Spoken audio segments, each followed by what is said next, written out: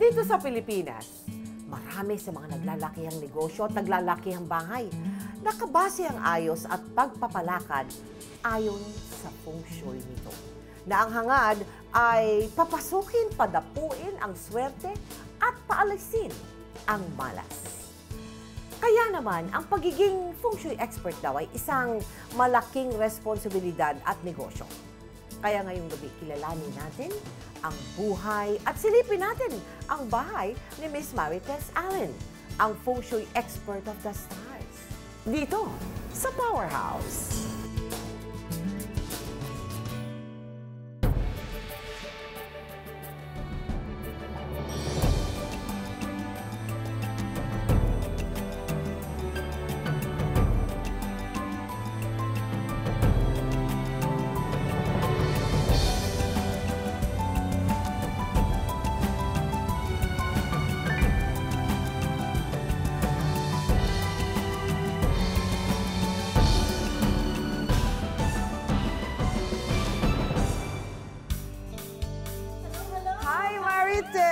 Thank you so much for allowing us to visit you. Maraming salamat.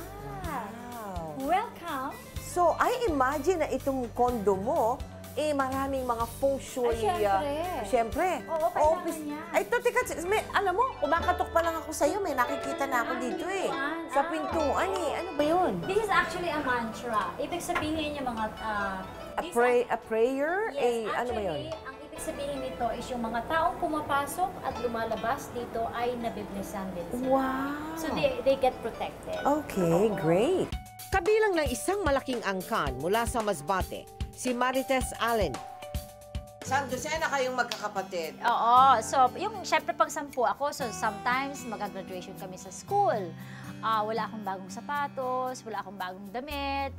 But I think because you just, at that time kasi ina-accept mo na lang Yun Oo. So, yung buhay mo Yes. At saka, I really believe in things like, you don't miss what you don't have. Sa murang edad, punong-puno na ng mga pangarap si Marites Allen. Alam mo, natutulog kaming magkakapatid minsan kasi nga maliit lang yung bahay sa living room. Sabi ko, one day, magkakaroon ako ng magandang bahay. One day, magkakaroon din ako ng kotse. Oo. So talagang, I put that into my head. I had a vision. Gayunpaman, hindi naging hadlang ang kahirapan para hindi sila makapag-aral. Kailangan yung mga eldest sisters and brothers ko, hindi sila pwedeng mag-asawa kung hindi sila nakakapag-graduate ng isa sa amin. Naging porsigido at masigasig si Marites na matapos ang kanyang pag-aaral. Pinalad siyang makapagtrabaho sa isang Australian aid agency sa Queen City of the South, ang Cebu City. At that time, sabi ko, so medyo na-settle na yung personal kong buhay. Gusto ko naman maghanap ng partner. Diba? Ganun naman yun 20 taong gulang lamang siya nang siya'y lumagay sa tahimik. Ang pagpapakasal niyang ito ay nabiyayaan ng 3 supling. Pero ang 5 taon na pagsasama nila ng kanyang asawa, nauwi rin sa hiwalayan. Sinundan pa na isa pang dagok sa buhay ni Marites. Ito ay nang yumao ang kanyang butihing ina. Kasama siya sa mga nalunod sa barko. Ang barko kasi nasunog, and then my mother was one of the casualty. So at that time, sabi ko, bakit sunod-sunod tong trahedya sa buhay ko? Single parent si Marites Allen. Pinilit niyang gampanan ang responsibilidad ng pagiging isang ina at ama. I have to start like 4 o'clock in the morning to cook the food for my kids kasi maililiit pa sila, iiwanan ko sila sa kapitbahay ko para lang makapagtrabaho ako for the day. Ay, hindi pa. Kasi nga, bago lang kami. Yung mga kasamahan kong mga asawa ng mga foreigners ko na boss, they already read feng shui a lot. So, marami akong files. Sabi ko nga, teka nga, ano nga ito? Makakuha nga ng compass at maayos to. So, at that time, nakita ko yung direction ko pala for love is to face east. Ginawa mo yung nabasa mo? Oo, ginawa ko, nabasa ko. Inayos mo yung lamesa mo? Naglagay pa pala ako ng mandarin ducks. A pair of mandarin ducks pala in feng shui, they attest love for each other. But you only have to have 1 pair, ha? Hindi marami, kasi kung marami rin kayo. Following weeks lang, grabe. grabe, gumana siya kaagad. Meron mang nag-aaligid ng mga suitors. At saka hindi Pinoy, mga foreigners. Dumapo raw ang mailap na swerte kay Marites nang dahil sa feng shui. Kasama na pati ang pagdating ng bagong pag-ibig sa kanyang buhay. Si Nicholas Jonathan, na isang British executive.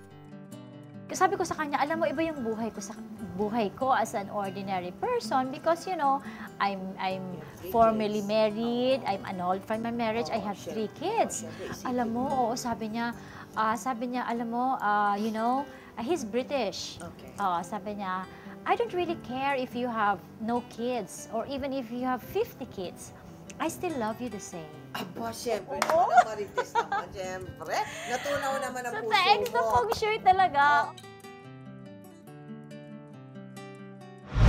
Napili ni na Marites Allen at ang kanyang pamilya na manirahan sa Green Hills sa San Juan. At ang bahay na ito raw ang nagsisilbing sentro at simula ng kanilang swerteng tinatamasa. Kabilang na ang matanggap upang mag-aral at manirahan sa London ang kanyang mga anak. Payak man ang kanyang condominium unit, pero hindi mo maipagkakaila na isang feng shui expert ang may-ari nito. Sa katunayan, sa bungad pa lamang ng kanyang pintuan, makikita na ang mga naglalakihang frames na may imahe ng mga dragon na naghahatid daw ng swerte. Meron tayong tinatawag na 9 dragons. 9? Bakit Yes. 9? Actually, alam mo, ano yan siya ha, gold-plated yan. Oh, wow. Because sa direction, di ba, meron tayong north, south, east, west, tsaka yung sub-directions na northeast, southwest, northwest, southwest. So that's 8 plus the center. So that makes all the directions 9. So this means that you may have, or you're wishing the residents na meron kang source of income na parating from any of the 9 Of the 9 directions. So, kaperahan pala ito. Of course. Ang ibig sabihin niya, pampaswerte. Nariyan din ang kanyang mini fountain. So alam mo, ang water fountain, napaka-importante na meron siyang 6 tires, 6 tiers. Parang bumabagsak yung water 6 times. Because actually, heaven's number. Ang pagkakaroon din ng family portrait, good feng shui daw yan. Beautiful family portrait picture. Wow! Actually, tita, sa mga manunood natin, Yes. gusto nyo magkaroon kayo ng togetherness in the family. In the family? O, kailangan na kailangan ang isang family portrait. Ganun ba yun? Hindi man daw likha ng sikat na pintor ang painting na ito. Ang imahe raw nito ang maghahatid ng swerte. They actually fly out. Okay. And they get opportunities for you. So that's very, very good for business. May lucky ship din si Marites sa kanyang mismong sala. It's called the wealth ship. Yes, wealth ship. Kasi Okay. an empty ship means an empty promise. So it has to be loaded with lots of ingots or, you know, gems or anything. Okay. So, nung medyo syempre, nakaipon ako, nakapita Oo. ako malaki. Oo. Ang dami nga mga mga ano dito, pera-pera. Ito siya po is, these are, a lot of them are coins coming from ships abroad. All around the world. Na hindi natin nagagamit. Right. Tapos yung posisyon naman niya Ng ship. is galing sa akin at sa husband ko na magandang direksyon, sailing through the master's bedroom. Sailing through the Oo, kasi kailangan mo na yung ship, mapasok doon yung swerte sa couple. Sa mga nagnanais raw na dapuan ng swerte, importante raw ang posisyon kung saan nakalagay ang salamin at upuan. Introduce a lot of mirrors. And then, normally, dapat yung table mo kasi, it has to be like either a rectangular or a circular. Circular. Tapos it has to be in pair, like 2, 4, 6, or 8.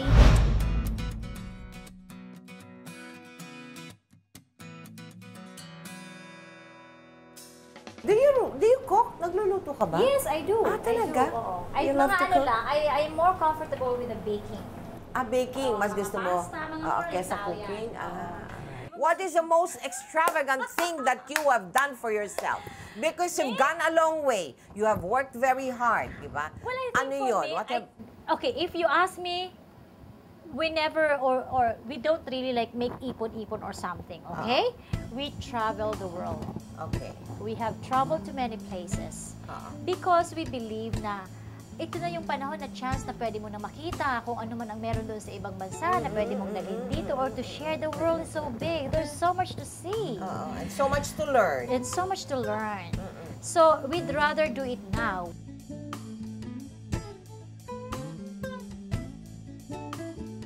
Sa bawat bansang puntahan at pasyalan ni Marites, Ref Magnet ang numero 1 sa kanyang listahan na dapat bilhin at baunin pauwi. Kada every country that we visited, we collect. And wow, you have been all over, ha? Ang master's bedroom, ang sentro at pinagmumulan ng positive energy ni Marites. Pinagbabawal yung telebisyon. Kaharap ng bed. Because this actually reflects a screen. So nakikita kayo mag-asawa, dumodoble kayo. So that could actually result to extramarital affairs. Ay! Oo. Pero alam mo, tita, kasi kailangan ko manood ng 24 oras. Kaya nandiyan din ang iyong ano. Thank you so much. Dapat naman, bago ka matulog, takpan mo siya. Ayun! You can cover it. You also have to have the hulu. Ay, meron ako niyan. The hulu also have to is for money. For health. For For health ito. longevity. Linalagay yan siya, one per each table. Table, okay. Kailangan kayong mag-asawa, meron kayong photograph. Because this is really your own place. Sa kwarto ring ito raw matatagpuan ang pinakatatagong kayamanan ni Marites. Ang kanyang wealth vase. Gusto mo talagang yumaman. Sino naman ang ayaw yumaman kaya? Or maging mas maswerte. Okay. Ang laman ng wealth vase na yan is may lupa yan. Lupa. A small amount of soil. Okay. Na hiningi mo sa isang napakayamang tao or maybe respetadong tao. Because you have to build it with the earth. The foundation is the earth.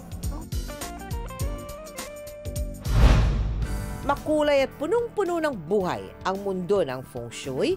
Ito raw ang isa sa mga secret ingredient kung paano nagkaroon ng sariling trademark sa fashion, si Marites Allen. Pero sa kabila raw ng tagumpay niya sa napili niyang karera, ang pagdating daw sa buhay niya ng mga kontrobersya. How does the name Joy Lim strike you? Well, actually, if something happens like that, I don't really mind them. It doesn't make them bother me. Because I think at the end of the day, bottom line is, who is your principal commitment? You're committed to someone's happiness. So siguro may ambition na lang talaga is to really help someone else. So why do they have to bother me? I don't need to be bothered by them. Higit na mas mahalaga kay Marites Allen ang kapangyarihan at bisa ng positibo at kabutihang asal. Our mind works wonderful. Visualization is very important. So kung wala ka mang kunyaring pampaswerte na feng shui, unang-una is yun ang pwede mong gawin. Never lose hope and have a vision in life. Ang payo ni Marites para dapuan din ng swerte sa buhay. We apply feng shui because gusto lang natin bumuti ang ating tsansa sa buhay. Okay. So it's a guidance, it's a principle, it's a scientific knowledge na pwede nating gamitin kung sino man. Kung gusto mong umunlad ang buhay mo. Alright. Yes, so pero nandun pa rin yung dapat na nagsusumikap ka. Ikaw ay parating namamalantaya, you pray harder. Marites, thank you so much. Talaga naman. Maraming salamat. Hirap, tiyaga, at pagsisikap ang nagdala kay Marites Allen tungo sa tagumpay na kanyang tinatamasa ngayon. Yun daw ang mga lucky charms ng kanyang buhay. At sana nga po sumainyo ang lahat ng swerte sa buhay. Hanggang sa susunod na Lunes, samahan niyo po akong kilalanin ang buhay at silipin ang bahay ng mga taong kabilang dito sa Powerhouse.